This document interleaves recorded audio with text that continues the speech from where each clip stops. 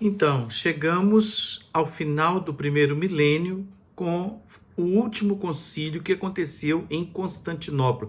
Foi o quarto concílio em Constantinopla, de outubro de 869 a fevereiro de 870 da nossa era cristã.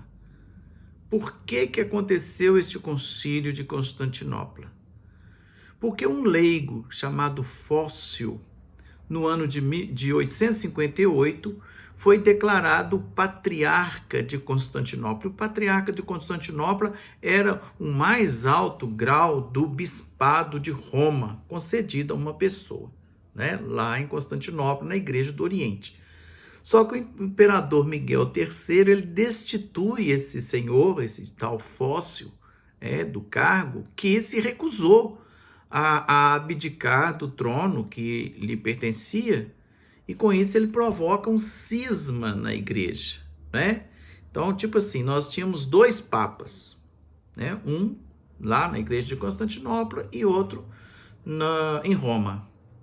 Com a eleição de Carlos Magno, né, no Ocidente, ele reforça o poder da igreja ocidental e com isso, atrelados ao poder, né, civil e religioso, o Papa Adriano II conclama com o imperador este concílio de Constantinopla, que foi o primeiro concílio não ecumênico.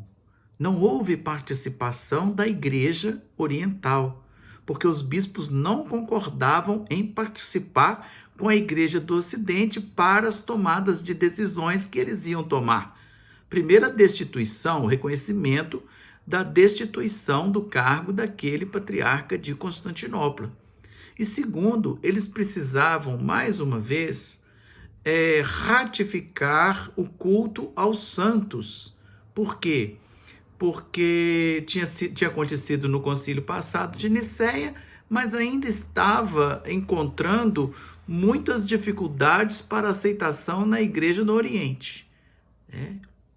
Inclusive, tem um texto sobre a veneração ao crucificado, a veneração a Jesus crucificado, libertador e salvador dos homens.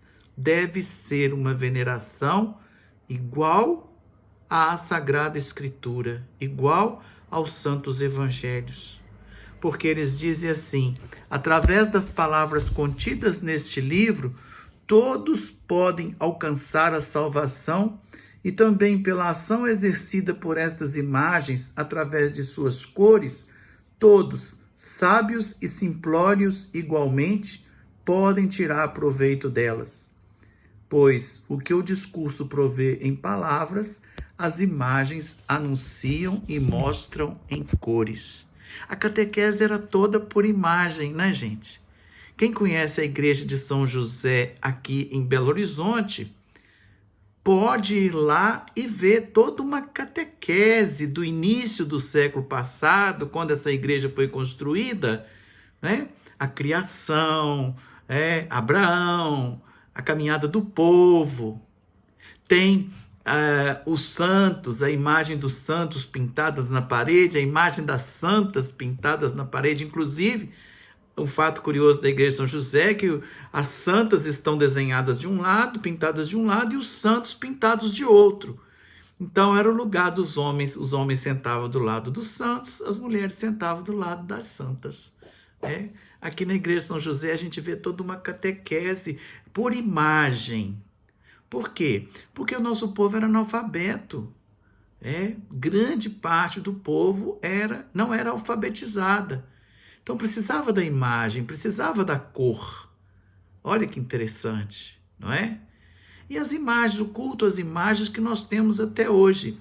E é importante nós observarmos que no desenvolvimento da sociedade, no desenvolvimento científico, nesse aparato tecnológico que nós temos hoje, cada vez mais de ponta, né?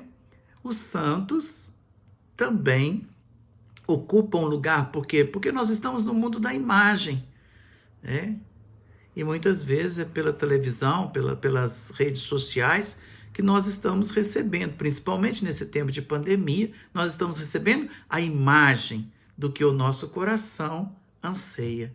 Uma celebração eucarística, uma adoração ao Santíssimo, uma festa de um padroeiro, tudo nós estamos recebendo por estas imagens que estão nos sendo passadas, tá vendo?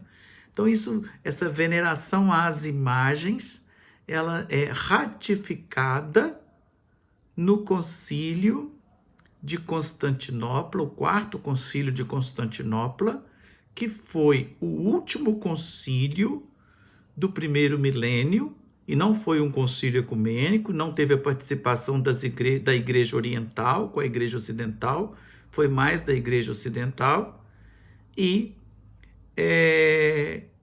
teve essa resolução também da veneração ao Cristo crucificado. É mais um passo, é mais um toque, né? E é importante, quando eu estava preparando para falar para vocês, eu fiquei pensando, não precisamos preocupar muito com Cristo crucificado.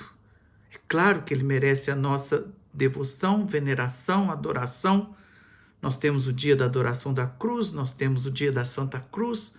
Em nossas igrejas o Cristo é sempre presente, Cristo crucificado, porque a sua cruz, pela sua cruz ele vence o mundo, ele salva a humanidade, né? Mas na verdade não é só venerar na igreja e nem andar com ele pendurado no nosso pescoço. A verdade é que nós precisamos entender que o Cristo está aí presente nas ruas, nas praças, debaixo dos viadutos. O Cristo está aí estendendo a mão para que nós possamos ajudá-lo a levantar socialmente, dignamente, enquanto filho de Deus, e que com certeza o nosso coração, fazendo isso, estará em perfeita adoração ao corpo e ao sangue dele, doados por todos nós, sem distinção.